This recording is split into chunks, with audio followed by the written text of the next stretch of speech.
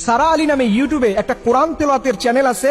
এই ইউটিউব চ্যানেলের কোরআন তেলাওয়াত যারাই শুনতেছে তারা আস্তে আস্তে করে অসুস্থ হয়ে যাচ্ছে এবং তাদের বড় বড় রোগ দেখা দিচ্ছে। বা আপনি জানলে বিস্মিত হবেন, এই ইউটিউব চ্যানেলে যিনি কোরআন তেলাওয়াত পাবলিশ করে থাকে, ভিডিওগুলো আপলোড করে থাকে, সে হচ্ছে একজন ইয়াহুদি মেয়ে। একটা ভিডিওতে সবচাইতে বেশি কালো জাদুর মন্ত্রের কথাগুলো অ্যাড করেছে, সেটা হচ্ছে কোরআন ফর স্লিপ, যেটা প্রায় 6.8 মিলিয়নের উপরে ভিউ পেয়েছে। আপনি যখন এই তেলাওয়াতটা একটু প্লে করবেন, দেখবেন কয়েক মিনিটের মধ্যে কোনো আওয়াজ পাওয়া যাচ্ছে না, কিন্তু 2-3 মিনিট হয়ে যাওয়ার পরেই দেখবেন গুনগুন গুনগুন করে একটা কি যেন বলতেছে, চিৎকার করে অনেক গুনগুন গুনগুন একটা আওয়াজ বের হচ্ছে। এই যে কালো জাদুর মন্ত্রগুলো এই কোরআন তেলাওয়াতের নিচ দিয়ে আস্তে করে ব্যবহার করা হচ্ছে। দেখেন দেখেন একজন মানুষ ঘুমানোর সময় কোরআন তেলাওয়াতটা সে প্লে করে ঘুমালো, ঠিক কিছুক্ষণ পরেই এই মন্ত্রর মাধ্যমে ওই কোরআন তেলাওয়াতের মধ্য দিয়ে তারা মানুষের ক্ষতি করতে চায়।